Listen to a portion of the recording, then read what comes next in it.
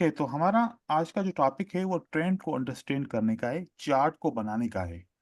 तो हम एक पैटर्न पढ़ चुके हैं, उस पैटर्न को बोलते हैं बुलिश इंगल्फिंग या फिर बियरिश इंगल्फिंग। उसको थोड़ा-सा हम रिपीट करेंगे। उसी में सारी कहानी छुपी हुई है, ट्रेंड को आइडेंटिफाई करने के लिए या कि अभी कौन-सा ट्रेंड चल रहा है। इस बुलिश इंगल्फिंग में बायर ने सेलर की कैंडल को कंट्रोल किया। आप सब इस बात को समझते हैं, मानते हैं कि वाक़ई में बायर ने किसको कंट्रोल किया है? सेलर। सेलर को। कलर को। इसी तरीके से बायर की कैंडल को हम देखते हैं कि सेलर की कैंडल इनको कंट्रोल कर लेती है। ओके, जब तक जो जिसको कंट्रोल करता है उसका ट्रेंड चलता है।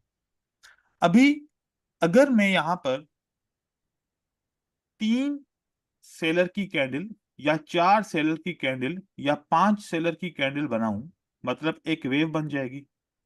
इन सारी वेव को मैं मानूं कि ये एक ही वेव है। ये क्या है? ये एक ही कैंडल है। एक ही है। एक ही कैंडल है। फॉर एग्जाम्पल 3 कैंडल है, लेकिन तीनों सेलर की हैं, तो मैं इसको ये मानूं कि this is only just one candle. उसके बाद फिर मैं देखूं कि 4 बायर की कैंडल या 5 बायर की कैंडल आती हैं, और इन सारी कैंडल्स को, जिनको मैंने एक बनाया है, अगर कंट्रोल कर लें और इन बायर की मूवमेंट को भी मैं एक ही कैंडल मान लूं, बायर की मूवमेंट को भी मैं अगर एक ही एक ही कैंडल मान कैंडल। लूं, तो कॉन्सेप्ट किसका हुआ? क्या ये भी इंगल्फिंग बन गया? Yes sir. जी सर। सिंपल है ना? तो अगर यहां पर एक सेलर की वेव है, सेलर की वेव हमेशा नीचे की तरफ आती है। ओके, तो यहां से सेलर की मूवमेंट नीचे की तरफ आई। ओके, थोड़ा नीचे से कर रहे हैं। यहां से सेलर की मूवमेंट नीचे की तरफ आई। इस वेव को, इस सेलर की मूवमेंट को किसने कंट्रोल किया? बायर ने बायर में। कंट्रोल किया। कहां से कंट्रोल किया, हम उस पॉइंट को देखेंगे कि इस पॉइंट से बायर ने सेलर को क्या किया है? कंट्रोल। कंट्रोल। हर एक मूवमेंट की कुछ कैंडल्स होती हैं, कभी 5 कैंडल ऊपर जाती हैं, कभी 6 कैंडल ऊपर जाती हैं, कभी 8 जाती हैं, कभी 12 जाती हैं। जैसे बायर ने सेलर को कंट्रोल किया, दोबारा करेक्शन होगी मार्केट में। करेक्शन के लिए सेलर वापस मार्केट में नीचे की तरफ आएंगे। कहां तक आएंगे? जितनी स्पेस होगी उसके हिसाब से आएंगे। अब स्पेस आप देखो कि सेलर की वेव को कहां पर बायर ने कंट्रोल किया, तो सेलर के आने के चांसेस यहां तक हैं, दैट इज पॉसिबल। यहां पर आया, दोबारा हमने देखा कि इस सेलर की वेव को किसने कंट्रोल किया? बायर। बायर ने। अब अगर हम चेक करें, तो बायर ने सेलर की वेव को थोड़ा सा ज्यादा ही कंट्रोल कर लिया। तो ज्यादा कंट्रोल किया, अगर सेलर आएगा तो अब सेलर को ज्यादा नीचे आना मौका मिलेगा, क्योंकि स्पेस है, यहां से यहां तक आ सकती है सेलर की wave. Then again buyer control करते हैं। अगेन कौन कंट्रोल करता है? बायर। बायर। इस बायर। बार बायर ने थोड़ा सा कंट्रोल किया, मतलब कंट्रोल तो ओवरऑल किया, लेकिन कंट्रोल करने के बाद थोड़ा सा ऊपर गए। तो अब आप देखो कि जब स्पेस नहीं है तो सेलर की मूवमेंट भी बिल्कुल कम होती है, कम होगी। एंड देन बायर इसको क्या कर लेंगे? कंट्रोल कर लेंगे। तो जब तक मार्केट ऊपर की तरफ जा रही है, हमें लग रहा है कि ये कौन सा ट्रेंड चल रहा है? ये बुलिश का ट्रेंड चल अप रहा है, ट्रेंड। अप ट्रेंड चल रहा है। तो अप ट्रेंड में सबसे इंपॉर्टेंट पॉइंट क्या थी? वो ये थी कि हर बार सेलर की वेव को कौन कंट्रोल कर रहा है? बायर की। बायर कंट्रोल कर रहा है। हर बार सेलर की वेव को कौन कंट्रोल कर रहा है? बायर। अगर बायर। हम ये बायर। बोले कि डाउन ट्रेंड कब शुरू होगा, तो हमें हमेशा आखिरी वेव की पॉइंट को समझना पड़ेगा। आखिरी वेव क्या होती है? आखिरी वेव हमारे लिए ये है, जिसका ये ओपन पॉइंट है और ये हाई पॉइंट है। जब तक इस कंप्लीट वेव को सेलर कंट्रोल नहीं करते, तब तक डाउन ट्रेंड का कोई भी चांस नहीं है। नहीं है। नहीं है। कितनी भी स्ट्रांग मूवमेंट क्यों ना आ जाए, यहां तक अगर आ जाए, कितनी भी स्ट्रांग मूवमेंट यहां तक आ जाए, हम ये नहीं कह सकते कि डाउन ट्रेंड हो सकता है। स्टार्ट हो गया। स्टार्ट। जब तक कंट्रोल ना करे। फिर देखो कि बायर इसको दोबारा कंट्रोल करता है, तो वापस कौन सा ट्रेंड चालू हो गया? Up trend. Up trend. जब लास्ट टाइम अगर आप देखो कि बायर की कंप्लीट वेव को सेलर ने ऐसे कंट्रोल किया, this is the establishment of the trend, कि कौन सा ट्रेंड चलने का, अभी डाउन डाउन ट्रेंड। ट्रेंड चल सकता है, इसकी एस्टेब्लिश हो रही है, ये अभी डेवलप हो रहा है। लेकिन अगर हमने ये बात जान ली कि this is the open price of the last wave and this is the highest price of upward. Last wave, अभी सेलर इसको कंप्लीटली कंट्रोल नहीं कर पा रहे, सेलर ने इसको कंप्लीटली कंट्रोल नहीं किया नहीं की। और प्राइस इसके अराउंड घूम रही है, that is called the ranging market, that is called the, ranging market. न नीचे की वेव ऊपर ब्रेक हो रही है ना, नीचे की तरफ वेव ब्रेक हो रही है, आखिरी वेव को देखो, प्राइस आखिरी वेव के हमेशा अंदर चल रही है। तो इस मार्केट को बोलते हैं साइडवेज मार्केट, इस मार्केट को बोलते हैं कंसोलिडेशन मार्केट, उसका कुछ और असूल है वो भी मैं अभी बयान करूंगा। तो देखो कि कंसोलिडेशन या साइडवेज मार्केट को आइडेंटिफाई करना बहुत ही आसान है, बहुत ही आसान है। ऐसा लगता है कि आसान। यार हम समझ नहीं पाए, यार कब तक चलेगी, मैं आपको अभी मार्केट के अंदर दिखाऊंगा ये सारी चीजें। आप यहां पर देखें कि कंसोलिडेशन मार्केट को अंडरस्टैंड करना कितना इजी है, या फिर रेंजिंग मार्केट को कंसोलिडेट करना कितना, आइडेंटिफाई करना कितना इजी है। अगर आखिरी वेव को देखें, जब हाईएस्ट मार्केट ने हाई बनाया था, तो उस वक्त क्या ये वेव कंट्रोल हो चुकी है कि नहीं हुई? हो चुकी है सर जी। देखो कि फिर उसके बाद जो बायर आए कहां तक गए, जहां पर इन्होंने कंट्रोल किया था, am I right? Yes sir. Right sir. उसी से प्राइस नीचे आई, फिर प्राइस ऊपर गई, उस जगह तक गई जहां तक लास्ट वेव बनी थी, ऐसा ही है। फिर प्राइस नीचे की तरफ आती है, फिर प्राइस ऊपर की तरफ जाती है, फिर प्राइस नीचे की तरफ आती है। अब हमारे पास आखिरी वेव ये है, क्या आखिरी वेव कंट्रोल हो चुकी है? Yes sir. ये कंट्रोल हो चुकी है। देन क्या सेलर ने कंट्रोल किया अभी तक दोबारा आखिरी वेव को? नो। नहीं किया। नहीं। फिर यहां से क्या बायर ने दोबारा कंट्रोल किया आखिरी वेव को, इस वेव को? फिर अगेन देखो, अब ये जो वेव है, यहां पर हम एक ही वेव इसको काउंट करेंगे, इसको क्या काम काउंट करेंगे, कभी कभार हम ऐसे करते हैं कि एक को एक ही वेव काउंट करते हैं,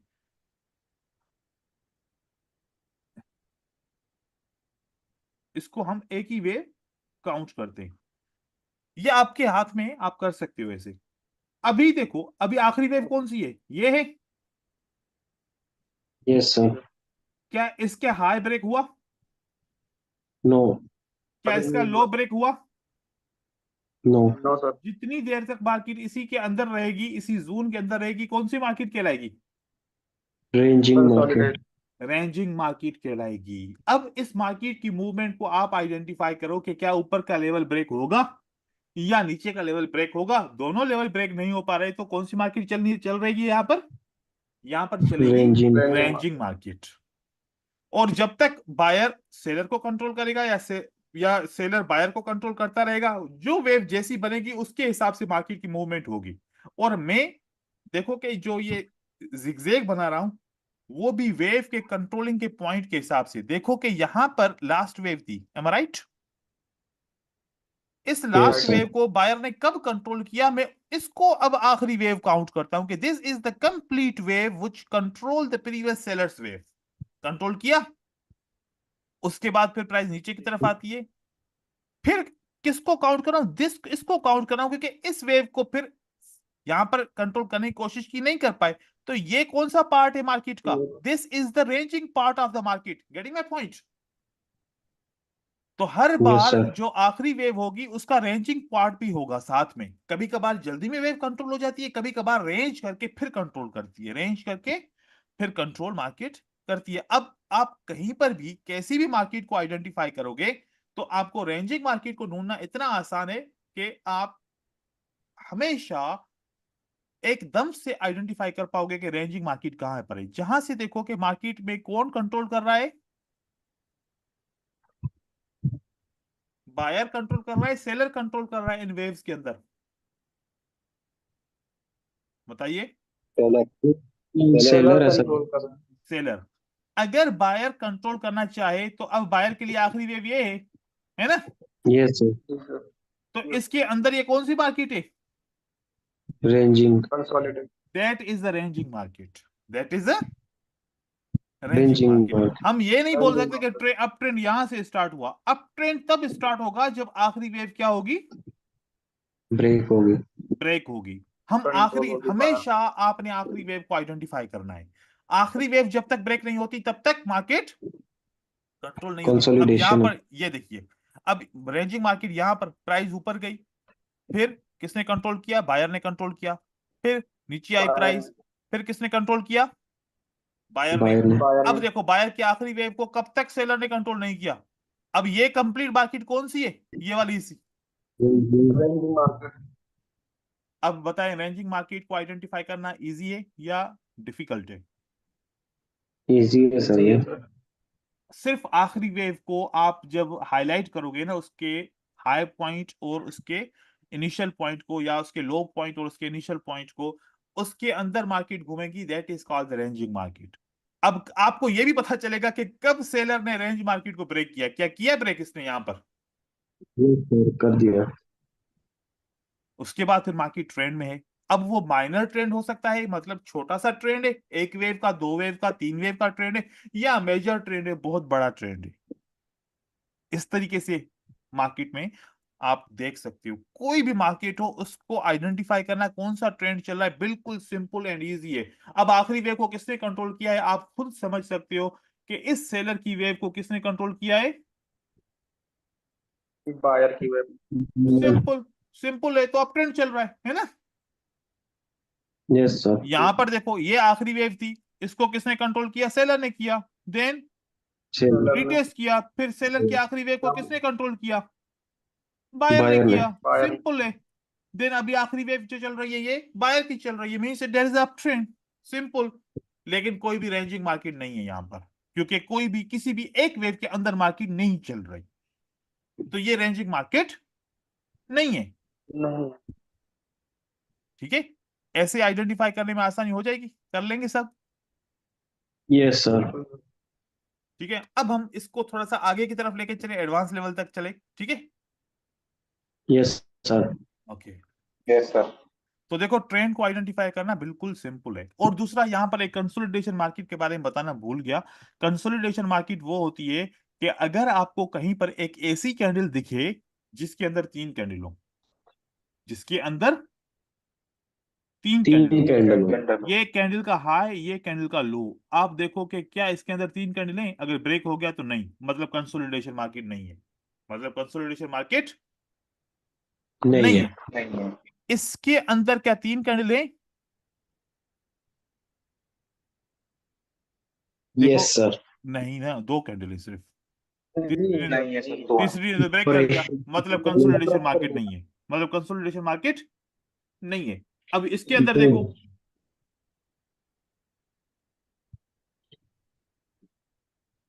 हाँ सर इसके अंदर है। नहीं ना, तीसरी कैंडल ने ब्रेक कर दिया, देखा? हाँ सर वो थोड़ा सा कितना मतलब ब्रेकआउट नहीं माना जाएगा इसमें। ऐसा नहीं, अलग मतलब माना एक जाएगा। ऐसी कैंडल को देखो जिसके अंदर तीन कैंडल हों, जिसके अंदर तीन कैंडल कम से कम ओके। हों, जैसे कि ये वाली कैंडल है। अब इसको भी तीसरी कैंडल ने ब्रेक कर दिया, कंसोलिडेशन ब्रेक हो गया। कंसोलिडेशन क्या हो गया? ब्रेक. ब्रेक हो गया। ऐसी कैंडल, ऐसी कैंडल देखते हैं जो जिसके अंदर तीन कैंडल कम से कम हों। अब यहां पर देखें, यहां पर देखो कि ये वाली कैंडल ऐसी है जिसके अंदर तीन कैंडल थी, तो ये तीन कैंडल मतलब कंसोलिडेशन मार्केट थी। उसके बाद फिर मार्केट ने ब्रेकआउट कर दिया, तब यहां से हम बोलेंगे कि कंसोलिडेशन मार्केट रिलीज। यहां से देखो कि लगातार देखो कि तीन से ज्यादा कैंडल इसके अंदर है, देख रहे हैं? Yes, sir. इसका मतलब कि यहां पर अंदर कोई भी पैटर्न, कोई भी स्ट्रेटजी को ट्रेड नहीं करेंगे। इसके अंदर किसी भी Okay. पैटर्न को, किसी भी स्ट्रेटजी को ट्रेड नहीं करेंगे. नहीं कर। यहां पर देखो, किसी भी पैटर्न, किसी भी स्ट्रेटजी को ट्रेड नहीं करेंगे. नहीं कर। क्योंकि मार्केट खराब है यहां पर। यहां पर देखो ये, अब इसके अंदर आप ट्रेड करोगे तो वैसे भी कोई स्ट्रेटजी काम करेगी? आप देखो कैसी कैंडल्स है, नहीं नहीं करेगी। तो आप जब भी ट्रेडिंग करेंगे तो देखेंगे कि आप जो एंट्री कर रहे हो कि ऐसा तो नहीं है कि ये तीसरी कैंडल है, चौथी कैंडल है, पांचवी कैंडल है, पिछली एक कैंडल के अंदर सारी कैंडल चल रही है। क्योंकि देखो कि यहां से प्राइस फिर एग्जॉस्ट हो जाएगी। आप जब भी देखो, मैं आपको दिखाऊं कि जिस जिस जगह पे ये ब्रेकआउट हुआ है उस जगह पे प्राइस एग्जॉस्ट हुई है। जब यहां पर ब्रेकआउट हुआ प्राइस एग्जॉस्ट हुई, जब यहां पर ब्रेकआउट हुआ प्राइस एग्जॉस्ट हुई। जिस जगह पर कंसोलिडेशन मार्केट ब्रेक होगी वहां पर क्या होगा, प्राइस एग्जॉस्ट होके एग्जॉस्ट। निकलेगी। एग्जॉस्ट जब होगी तो फिर याद रखो कि जो आखिरी ब्रेकआउट की कैंडल होगी उसकी ओपन प्राइस तक मार्केट वापस आएगी, फिर सेलर आएंगे। इसकी ओपन प्राइस तक मार्केट वापस आएगी, फिर बायर आएगा। अब जैसे कि यहां पर है, इसके आखिरी, अगर ये आखिरी एबनॉर्मल कैंडल नहीं है तो फिर एग्जॉशन नहीं मानेंगे। लेकिन उसके बावजूद भी देखो कि ओपन प्राइस तक मार्केट आती है, फिर सेलर आता है। देखा, तो मार्केट की इतनी साइकोलॉजीज है ना, जब आप समझोगे ना आपको पता चलेगा कि कब रेड कैंडल क्यों आती है, कब ग्रीन कैंडल क्यों आती है। तो स्लोली स्लोली हम चीजों को समझते जाएंगे, आप भी लिखते जाइएगा चीजों को। ठीक है, अब हम एक और यस इसका कानून समझते हैं। अब हम कानून समझते हैं कि जब एक सेलर की वेव को बायर की वेव सर जी, कंट्रोल मेरा एक करती है। सवाल है सर जी। क्या कह रहे हैं?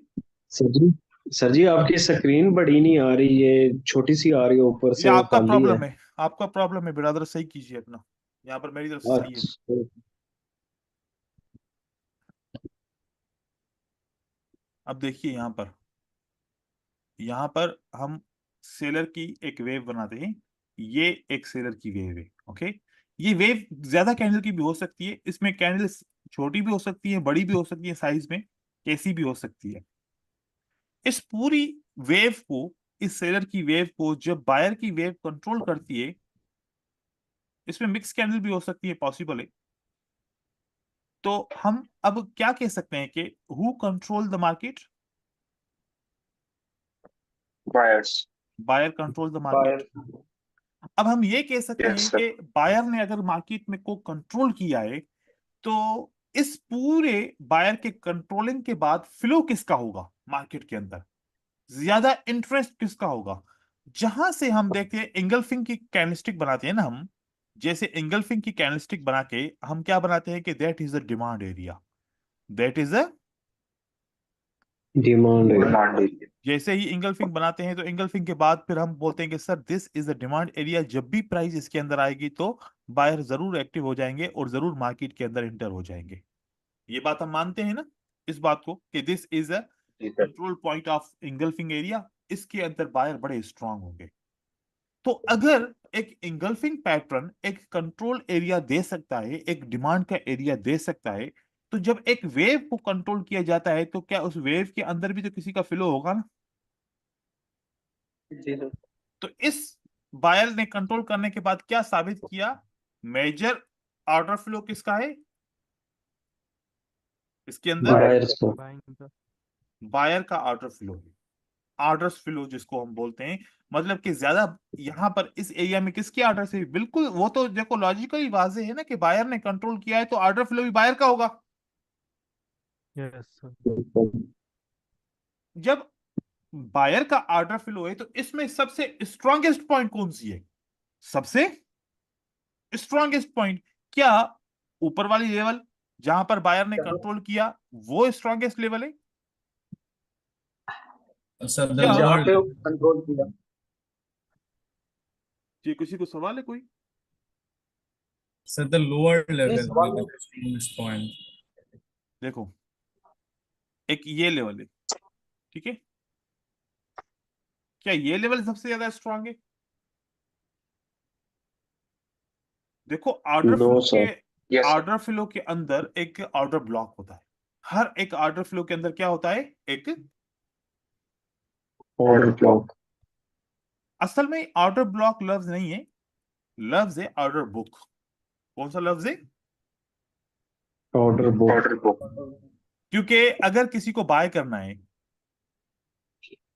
तो सबसे ज्यादा आप लोग जैसे जितने 15 ट्रेडर हैं यहाँ पर, तो आप कौन सी जगह पे बाय करना पसंद करोगे? जहां पर अभी प्राइस है यहां पर बाय करना पसंद करोगे, या ये वेट करोगे कि प्राइस वापस इसी जगह पे आए जहां से उठी थी, फिर मैं यहां से बाय करूंगा तो मार्केट ऊपर जाएगी? कहां से बाय करना पसंद करोगे? हाँ जी सही। ऑर्डर Order ब्लॉक एरिया से हाँ सर नीचे वाले के। ऑर्डर ब्लॉक के पास, ऑर्डर ब्लॉक। मतलब यस प्राइस सर। जी सर। यस प्राइस सस्ती भी हो, जहां से ज्यादा दुनिया के ट्रेडर क्या करेंगे, इस ऑर्डर ब्लॉक से परचेज करना शुरू करेंगे। जिस जगह पे ज्यादा ऑर्डर लगने शुरू हो जाए, हर कोई वहां से परचेज करना हो जाए, तो उस जगह पे ऑर्डर लिखते जाएंगे ना कि भाई मैं भी यहाँ पर बाय करना चाहता हूँ, ट्रेडर ए भी, ट्रेडर बी भी, ट्रेडर सी भी, ट्रेडर डी भी, ऐसे करते करते पूरी दुनिया में पता नहीं कितने लाखों लोग यहाँ पर बाय करना शुरू कर देंगे। तो जितने भी लोग बाय करेंगे, बाय लिमिट ऑर्डर लगेगा। बाय लिमिट ऑर्डर, तो जब सारे बाय लिमिट ऑर्डर रिकॉर्ड हो जाएंगे तो वो एक बुक की शक्ल में रिकॉर्ड हो जाएंगे ना, यस सर। जी सर। यस सर जहां ब्लॉक और बुक मतलब एक ही इसको लफ्ज देते हैं, क्योंकि समझने की खातिर कि यहां पर सबसे ज्यादा रश है बायर का। तो अब ऐसे ही हर एक ऑर्डर फ्लो के अंदर एक ऑर्डर ब्लॉक मौजूद होता है। ऑर्डर फ्लो तो हर एक बनता ही बनता है ना, ऑर्डर ब्लॉक कभी बनता है, कभी कभी नहीं नहीं बनता। बनता। नहीं बोल। वो उसकी एक कंडीशन होती है, क्योंकि ऑर्डर ब्लॉक जब बनता है, दिखने में तो हर एक आपको ऐसे डिमांड लगेगी कि ऑर्डर ब्लॉक है, लेकिन ऑर्डर ब्लॉक और डिमांड में क्या फर्क है? Order block demand. क्या दोनों एक ही चीज है, या इनमें कोई फर्क है? ऑर्डर ब्लॉक बोलता है सर कि एक ही चीज है सर। ये एक चीज बोलने में एक चीज है, कंडीशन दोनों की डिफरेंट है। कि ऑर्डर ब्लॉक बोलता है कि ओके सर। मैं तब वैलिड हूं, ऑर्डर ब्लॉक के अंदर क्या होता है, ओबी, वैलिड एंड इनवैलिड होता है। वैलिड कब होता है? कहता है कि मेरे ब्लॉक बनने से पहले एक इम्बैलेंस का होना जरूरी है। इम्बैलेंस होगा तो वो ऑर्डर ब्लॉक वैलिड है। अब ये ऑर्डर ब्लॉक वैलिड है या इनवैलिड है, तो मैं इसको टिक मार्क लगा रहा हूं कि this order block is a valid order block. क्योंकि इस ऑर्डर ब्लॉक के ऊपर क्या मौजूद है, एक इम्बैलेंस मौजूद है। अब इम्बैलेंस क्या है, ये सोचने की बात है। अब देखिए, यहां पर एक कैंडल है, इस कैंडल के ऊपर भी विक है और इस कैंडल के नीचे भी विक है। फिर प्राइस वापस नीचे आती है, फिर ऊपर की तरफ चली जाती है, फिर वहां से नीचे की तरफ आती है। तो ये विक्स बनते रहते हैं। अगली कैंडलस्टिक नीचे की तरफ जी आती सर। है, फिर ऊपर की तरफ जाती है। तो अब हम इन तीन कैंडल को देखें, क्या तीन कैंडल की ऐसे बॉडी का हिस्सा है जहां पर विक ना हो? अगर देखें तो ये वाला विक इस तरफ भी है, और इस तरफ आ जाए तो यहां पर भी विक है। तो मतलब ऐसी कोई खाली हिस्सा नहीं है जो अनटच हो। ऐसा कोई भी हिस्सा नहीं है जो नहीं है। अनटच हो। टच हुआ है, एक दूसरे को सपोर्ट किया गया है, टच किया गया है, रिटेस्ट किया गया है। लेकिन इस पोर्शन में अगर मैं देखूं, तो आप देखेंगे कि कोई ऐसा पोर्शन है जो अनटच है। आपको यहां पर एक पोर्शन मिलेगा कि कैंडल नंबर 1 का ऊपर का विक और कैंडल नंबर 3 के नीचे का विक, ये आपस में एक दूसरे को टच नहीं कर रहे हैं। ऐसा ही है। जी सर। यस सर यस जी सर सर। और यहां पर देखोगे कि कैंडल नंबर 1 का ऊपर का विक और कैंडल नंबर 3 का नीचे का विक एक दूसरे को टच कर रहा कर है। रहे कर हैं। रहे हैं। टच कर रहा है तो इसको बोलते हैं बैलेंस। इसको कौन सी मूवमेंट बोलते हैं? बैलेंस। बैलेंस। और इसको कौन सी मूवमेंट बोलते हैं? इम्बैलेंस। इम्बैलेंस अब इम्बैलेंस और बैलेंस में क्या फर्क है, इसको समझेंगे तो बात कहानी क्लियर हो जाएगी। आप एक तरफ वेट रखे 1 kg का, और दूसरी तरफ ½ kg बेरीज डाल दो, स्ट्रॉबेरीज डाल दो, कोई भी वेट डाल दो। एक तरफ ½ kg जी का सर। आइटम है, दूसरी तरफ 1 kg का आइटम है। क्या बैलेंस हुआ? नहीं। नो सर अगर नहीं दोनों होगा सर। दोनों तरफ 1 kg हो, बैलेंस हो जाएगा? हाँ। यस सर जी हो सर हो जाए। जाएगा। अब इसका मिसाल ऐसा है कि जितनी डिमांड थी उतनी सप्लाई थी, जितनी डिमांड थी उतनी सप्लाई थी। तो मार्केट कैसे चल रही है? Demand is equal to balance supply, supply तो मार्केट बैलेंस में सप्लाई चल रही है। डिमांड इज ग्रेटर जी than sir supply, it is called imbalance. Demand is greater than supply supply, it is called supply imbalance.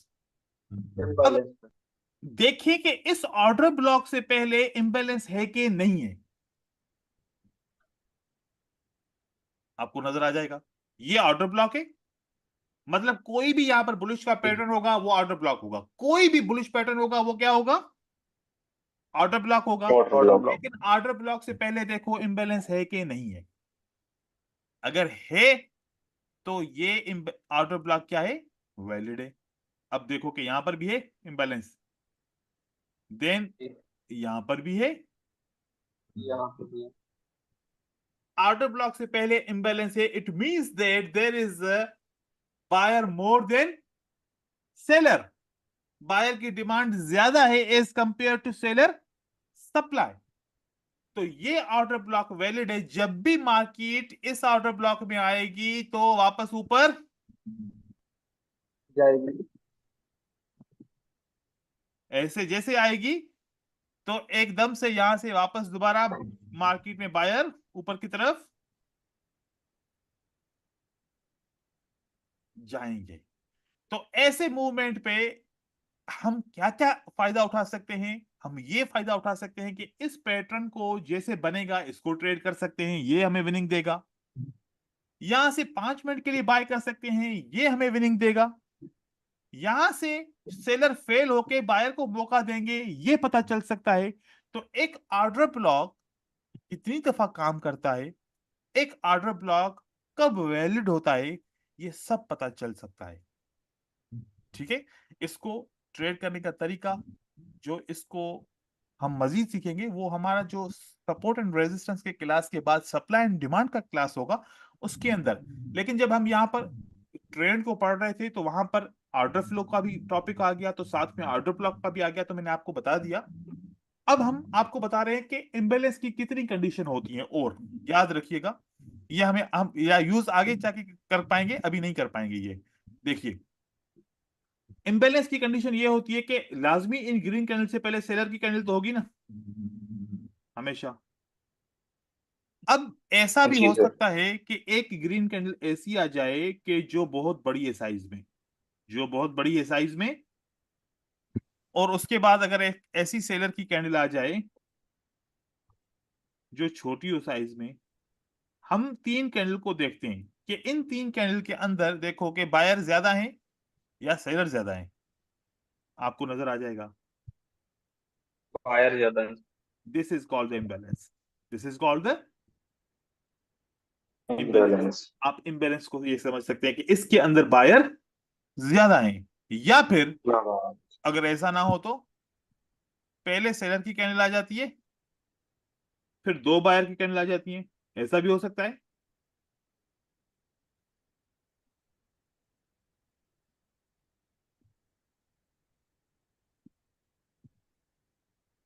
अब आप देखो कि पहली रेड कैंडल, दूसरी ग्रीन कैंडल, तीसरी ग्रीन कैंडल, ये विक तो आपस में एक दूसरे क्रॉस कर रहा है, क्या इम्बैलेंस है? नहीं है, इसमें नहीं है, तो कहां पर होगा? तो फिर चौथी कैंडल मिलेगी लाजमी, है ना? तो यहां पर अभी है, आपको नजर आ जाएगा, तब भी वैलिड यस होगी। सर है yes sir that is called the yes sir order block. अब ये ऑर्डर ब्लॉक वैलिड है आपका, क्योंकि इस ऑर्डर ब्लॉक के ऊपर को क्या है, ये पता चल गया कि imbalance means more buyers less seller, तो ज्यादा बायर हैं।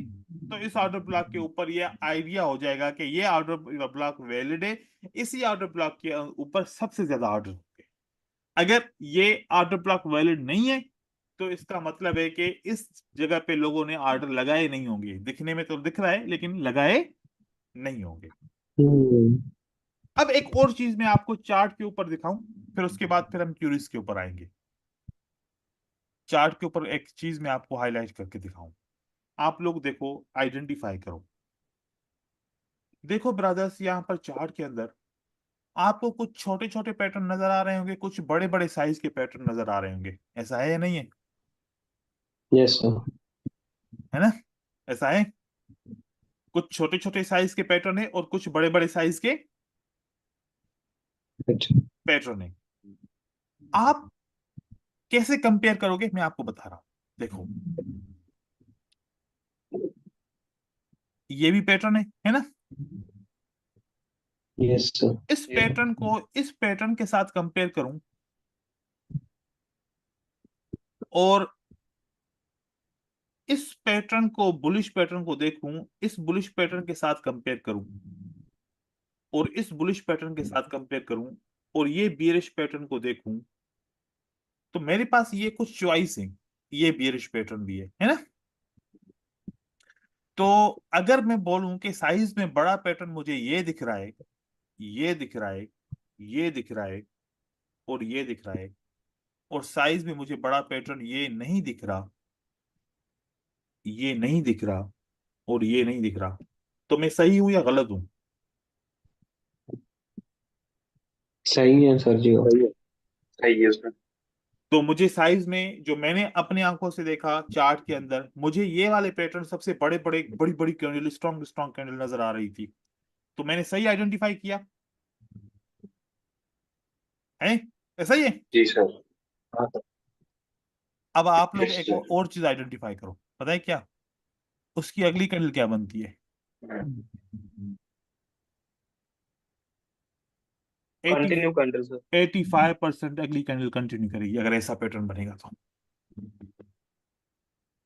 85% वो पैटर्न क्या करेगा? कंटिन्यू करेगा। कंटिन्यू करेगा। छोटे छोटे पैटर्न पे और बड़े बड़े पैटर्न पे ये फर्क होता है। आप अगर सर्वे करोगे पूरे चार्ट की, तो इसका रिजल्ट आपको पता चलेगा कि बड़े पैटर्न, देखो ऐसा पैटर्न नहीं हो कि एग्जॉशन की बात कर रहा हूं मैं एग्जॉशन की बात नहीं कर रहा, ऐसा नहीं करना, इतनी कैंडल बड़ी नहीं करना कि पिछले 5 कैंडल से बड़ी होती, इसलिए मैंने ये बियरिश का पैटर्न काउंट नहीं किया। आप लोगों ने किसी से सवाल नहीं पूछा, मैंने इसलिए ये बियरिश का पैटर्न काउंट नहीं किया क्योंकि ये कैंडल पिछले 5 कैंडल से क्या है साइज में, बड़ी है।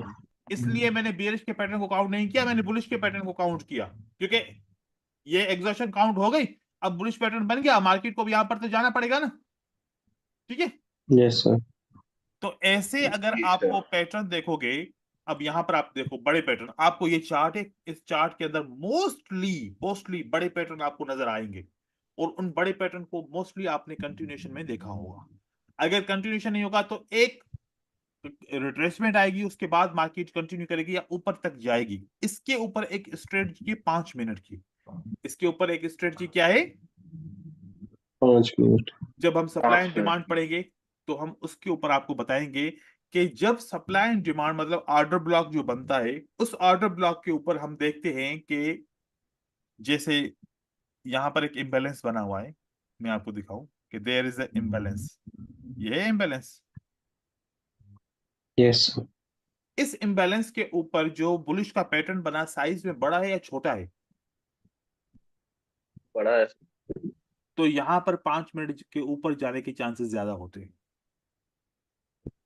फिर एक ये ऑर्डर ब्लॉक बना, इस ऑर्डर ब्लॉक पे जो प्राइस ने टच किया, ये पैटर्न साइज में छोटा है बड़ा है? बड़ा है। 5 मिनट ऊपर जाने के चांसेस ज्यादा हैं। यहां पर एक इम्बैलेंस है, इसको तो प्राइस ने क्रॉस किया है, लेकिन यहां पर जो ऑर्डर ब्लॉक बना हुआ है ये वाला, इस ऑर्डर ब्लॉक को टच करके जो प्राइस में ये पैटर्न बनाई है, साइज में छोटा है कि बड़ा है? बड़ा। बड़ा है। यहां से बड़ा प्राइस है पांच सर। मिनट के लिए नीचे की तरफ जाएगी। तो ये ऑर्डर ब्लॉक है, इस ऑर्डर ब्लॉक के ऊपर जो पैटर्न बना है, साइज में छोटा है बड़ा है? अगर साइज में बड़ा है तो 5 मिनट के लिए मार्केट नीचे जाएगी। जय। इस जाएगी। सपोर्ट बिकम रेजिस्टेंस के ऊपर जो पैटर्न बना है, साइज में बड़ा है या छोटा है? अगर साइज में बड़ा है तो 5 मिनट के लिए मार्केट नीचे गिरेगी। ऐसे बहुत सारी टेक्निक्स हैं जो हम पैटर्न को देखते हुए, सप्लाई एंड डिमांड के ऊपर देखते हुए, इम्बैलेंसेस के ऊपर देखते हुए, ऑर्डर ब्लॉक्स के ऊपर देखते हुए, सपोर्ट एंड रेजिस्टेंस के ऊपर देखते हुए और पैटर्न की साइज को देखते हुए ये प्रिडिक्ट कर सकते हैं कि अगली कैंडल कंटिन्यू करेगी या 5 मिनट के लिए मार्केट नीचे गिरेगी या 5 मिनट के लिए मार्केट ऊपर जाएगी। जाएगी। तो ऐसे बहुत सारी स्ट्रेटजीज हम अपने इन कॉन्सेप्ट से बना सकते हैं। तो फोकस कीजिए, समझने की कोशिश कीजिए कि कहाँ से कैसे प्राइस ऊपर जाती है, कहाँ से कैसे प्राइस ऊपर नहीं जाती। तो ये चीजें आप लोगों ने आइडेंटिफाई करनी है। और आज का जो हमने पढ़ा है उसके ऊपर भी फोकस करना है। आपने ट्रेंड क्लियर करना है कि ट्रेंड कैसे बनता है, ट्रेंड को आइडेंटिफाई करना है, इसमें कंफ्यूजन नहीं होनी चाहिए। कंसोलिडेशन मार्केट को आइडेंटिफाई करने में कंफ्यूजन नहीं होनी चाहिए। रेंजिंग मार्केट को आइडेंटिफाई करने में कंफ्यूजन नहीं होनी चाहिए। अब यहाँ पर एक लास्ट वेव है मेरे पास, ये इस वेव के अंदर जो मार्केट बनी है, आप लोग मुझे बताएं कि that market is a ranging market, this part is a ranging market, ये वाला पार्ट है रेंजिंग मार्केट है या ट्रेंड मार्केट है? रेंजिंग मार्केट है सर। रेंजिंग। Very nice. कब रेंजिंग मार्केट टूटी? When this level is broken. Okay, जब ये लेवल यहाँ यस सर। पर ब्रोक हुई तो मार्केट रेंजिंग टूटी। नहीं तो ये जो हिस्सा है ये कौन सी मार्केट का हिस्सा है? रेंजिंग मार्केट को। रेंजिंग मार्केट का। रेंजिंग मार्केट का हिस्सा है। ऐसे ही सर बॉडी से ब्रेक होना चाहिए ना? बॉडी से, बिल्कुल बिल्कुल, ब्रेकआउट बॉडी से होता है। ठीक है, आखिरी वेव मेरे पास ये है। ओके। इस मार्केट से आपने देखा कि इस जगह से लेके इस जगह तक मार्केट ने इसको अभी ब्रेकआउट नहीं किया, तो कौन सी मार्केट हुई है? रेंजिंग। रेंजिंग। रेंजिंग। रेंजिंग। तो रेंजिंग मार्केट को आइडेंटिफाई करना आसान हुआ। Yes sir. देखो कि यस रेंज के सर। अंदर भी ट्रेंड होता है, माइनर सा एक रेंज के अंदर भी ट्रेंड हो सकता है, लेकिन रेंजिंग के अंदर रिवर्सल ज्यादा होते हैं। जैसे ट्रेंड के अंदर कंटिन्यूशन ज्यादा होती है, ऐसे रेंज के अंदर रिवर्सल रिवर्सल ज्यादा। रिवर्सल ज्यादा होते हैं। तो ऐसे आइडेंटिफाई करें। नेक्स्ट क्लास में इंशाल्लाह और आगे चलेंगे, कुछ नए कॉन्सेप्ट पढ़ेंगे। अभी जिसको क्यूरीज हैं वो पूछ सकते हैं। सर मैंने 3 पिक्चर भेजे थे, वो एक बार चेक कीजिएगा, सही है क्या? क्या? सर अंकित बोल रहा हूँ। मैंने 3 पिक्चर्स भेजे थे सर। ये आपने भेजी? उसमें ये कुछ तो मनोज ने आइडेंटिफाई। भेजी है। नहीं नहीं, मैंने भेजे सर 3 अलग से। इस पे तो मैंने कमेंट किया था वो। देखो मैं आप लोगों को बताऊं कि जब आप लोग की कोई क्यूरी हो ना, ठीक है, तो उसी वक्त ही आप पिक्चर भेजा करें, सामने आ जाती है, ये आपकी पिक्चर है। ठीक है, आपने 1 2 3 लिखा है, इस पे क्या आप आइडेंटिफाई करना चाह रहे हैं? सर रेफरेंस मैंने ट्रेड किया था। फर्स्ट बार, सेकंड बार, और उसके बाद थर्ड पे मैंने ट्रेड लिया था। हम्म, ट्रेड कैंडल पे जब मार ये किया मैंने सही है। ट्रेड आपने कैंडल पे। इसको, आपने कहा कि इस रेजिस्टेंस पे ये दो रेफरेंस काम कर रहे, तो ये वाला रेफरेंस भी काम करना चाहिए, तो परफेक्ट है। आपका आइडिया दुरुस्त है, ये परफेक्ट है। ठीक है, और अगली पिक्चर में देखें, यहाँ पर भी आपका ये आइडिया दुरुस्त है, परफेक्ट। यहाँ पर आपने ट्रेड कैंडल इसको माना क्योंकि आपने मोमेंटम को देखा, सेलर का लॉस हो गया, फिर बायर का मोमेंटम स्टार्ट हुआ, तो आपने इस कैंडल को ट्रेड करना चाहा, दैट इज परफेक्ट। ठीक है, ऐसे हो मैंने गया। सर मेरी एक क्वेरी है। जी जी, बात कीजिए, कौन बात कर रहा है? सर साहिल बात कर रहा था। पूछिए शायद। सर प्रॉब्लम सर प्रॉब्लम क्यों ज्यादा है सर इस चीज में आते हैं कि जब दोनों का मोमेंटम सेम हो तो वहाँ पे ट्रेड सर बहुत ज्यादा मुश्किल होती है। तो वहाँ पे कैसे ट्रेड लें सर? दोनों का मोमेंटम सेम इग्नोर है, करें। दोनों का मोमेंटम सेम है means there is a ranging market. ठीक है, ओके सर। दोनों का तो मोमेंटम वहाँ पे सेम सर है तो इग्नोर करें? इग्नोर क्यों करना है? वहां पर भी रेंजिंग मार्केट की भी स्ट्रेटजीज आपको सिखाएंगे। हाँ जी सर। ठीक है, उसकी भी स्ट्रेटजीज आपको हाँ जी सिखाएंगे, सर। आप वो भी ट्रेड कर सकते हो। हाँ जी सर। आपको पर आप सर मैंने एक चीज देख हाँ, कौन सी?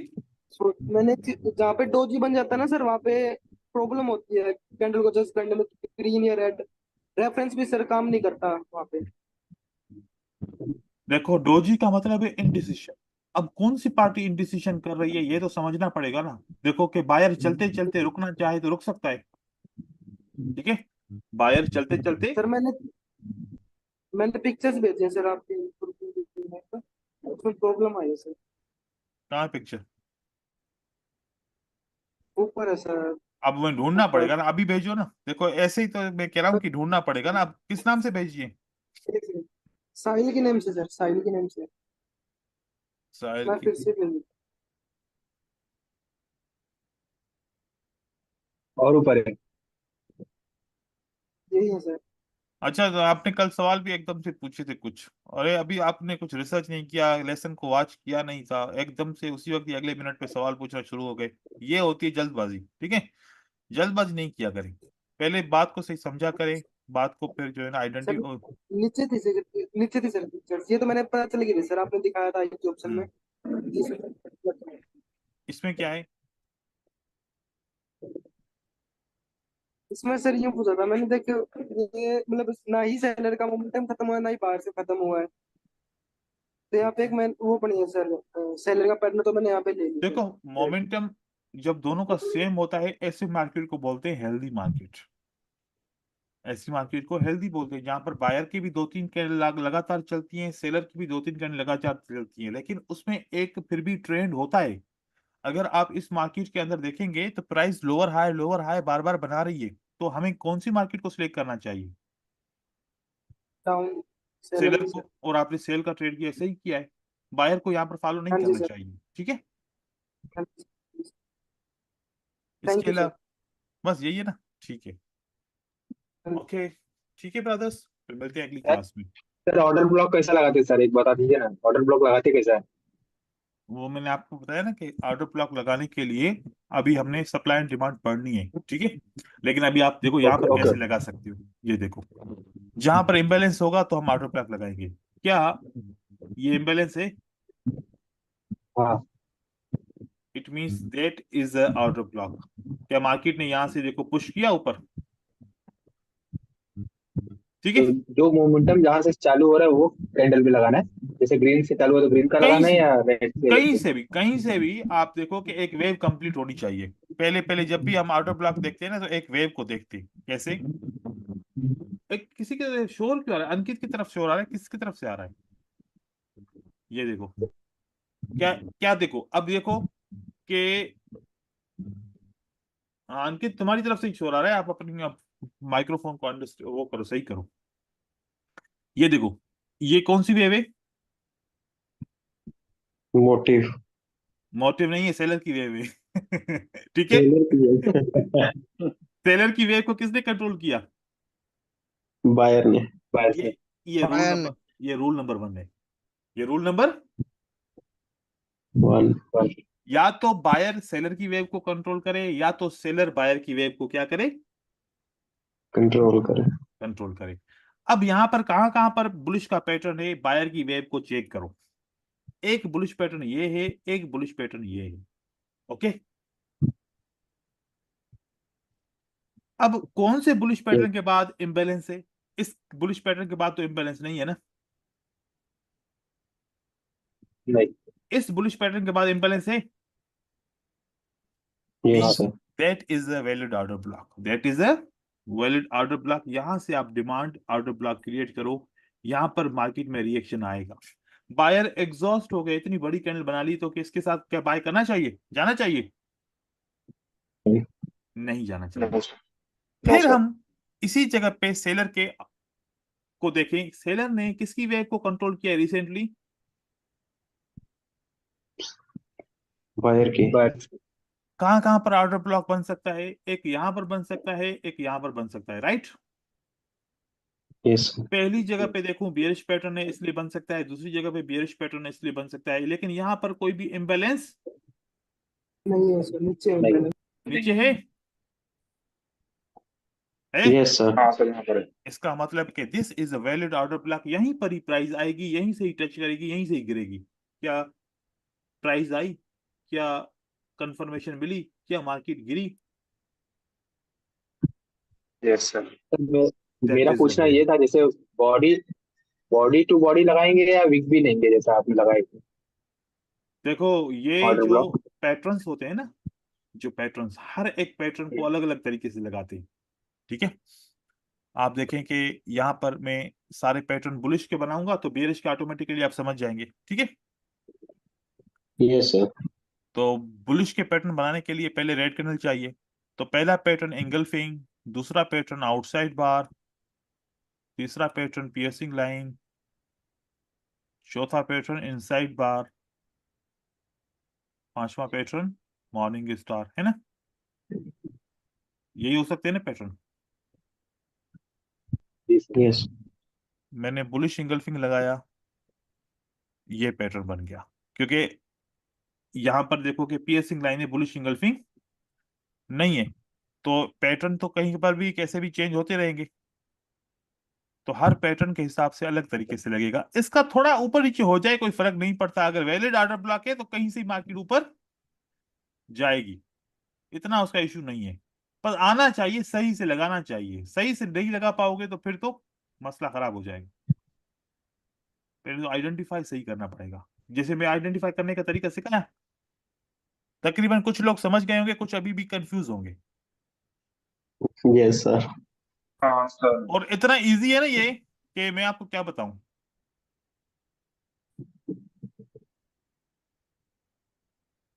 भाई ये देखो तरीका है आउटर ब्लॉक बनाने का। अगर आप ऐसे ना जो बनाओ छोटी ना, कैंडल है। अगर आपको ऐसे समझ में ना आए ना, अगर ऐसे किसी को भी समझ में नहीं आए, ना। तो सिंपल तरीका बताऊं, सिंपल। ये तरीका मैं सेव करता हूं, उसके बाद फिर अब दूसरा तरीका बता रहा हूं, ठीक है? इस तरीके को सेव करते हैं और इसी जगह पे मैं ये सारा ये वाला मिटा दूंगा। यार देखो, आप लोगों को शोर सुनाई दे रहा है किसी के माइक्रोफोन की? डिस्टर्ब नहीं कर रही सर है। जी। टिक नहीं टिक सर, टिक नहीं टिक सर। टिक ऐसे क्यों हो रही है? किसके, या फिर मेरा वॉल्यूम ज्यादा खुला हुआ है क्या सुनने का? हाँ, लगता है कम करना पड़ेगा। देखिए, सब आखिरी सेलर की कैंडल कंट्रोल हुई कि नहीं हुई? जी सर। नीचे का विक सारा लेना है, ओके? ये सबसे आसान तरीका है। Yes sir. आखिरी पूरी हाँ सर। सेलर की कैंडल को कंट्रोल करके ले लीजिए लीजिए बस। ये बनाएंगे, ये भी गलत नहीं है, ये भी सही है, ये भी सही है। आखिरी सेलर सही की है। कैंडल को कंट्रोल करो, ऐसे उल्टा पैटर्न बनाओगे बियरिश के लिए, आखिरी बायर की कैंडल को कंट्रोल करो पूरा। फिर वो एक, कम से कम ये याद रखना कि दूसरी कैंडल कंट्रोल करे इनको, ऐसा ना हो कि तीसरी चौथी कैंडल कंट्रोल करे, उस पर भी आप ऑर्डर ब्लॉक बनाओ, फिर वो नहीं बनेगा। कम से कम दूसरी कैंडल कंट्रोल करे, ओके? सर जी मेरा एक सवाल है, सॉरी। ये जहाँ पे आपने क्रॉस लगाया नीचे और ऊपर, सर जी ये क्यों वाटर ब्लॉक नहीं है, मुझे समझ नहीं आ रही इसकी। आप वीडियो को दोबारा देखिएगा। मैंने इसलिए लगाया ओ, क्योंकि इस ऑर्डर ब्लॉक तो है, उसके आगे इम्बेलेंस नहीं है। ऑर्डर ब्लॉक है ओके। लेकिन उसके आगे इम्बेलेंस नहीं है, क्योंकि इम्बेलेंस नहीं है तो ऑर्डर ब्लॉक इनवैलिड है। अगर इम्बेलेंस नहीं है ओके, तो ये ऑर्डर ब्लॉक क्या है? इनवैलिड है, इनवैलिड है। काम का नहीं है आप ये, समझ लीजिए। ठीक है? अगर इसको आप यहां पर बना के बैठे रहोगे, आप सोचोगे आएगा आएगा आएगा, प्राइस आएगी नहीं, प्राइस पहले ही नीचे चली जाएगी। आप बोलेंगे क्या, मैं तो इसका वेट कर रहा था, मार्केट तो नीचे वाले को टच करके चली गई, ठीक है? क्यों नहीं आई? क्योंकि सबको पता है कि इसने काम करना नहीं है। अब देखो कि यहां पर देखो क्या क्या हुआ, इस वाले ने काम नहीं किया, थोड़ा सा प्राइस आया, वापस मार्केट नीचे चली जाएगी। क्यों? क्योंकि ये काम का है ही नहीं, इसमें इंबैलेंस है ही नहीं। इंबैलेंस का मतलब एक्सेस ऑफ बायर, यहां पर सेलर का इंबैलेंस का मतलब एक्सेस ऑफ सेलर। क्योंकि देखो, किसी भी रेजिस्टेंस पे या किसी भी सप्लाई पे सेलर ज्यादा होंगे तो मार्केट गिरेगी ना, किसी भी डिमांड पे बायर ज्यादा होंगे तो मार्केट ऊपर जाएगी ना। ये सिंपल यस सा सर। रूल है, सिंपल सा ये रूल है। अब देखें, ये क्या आपको इंबैलेंस नजर आ रहा है?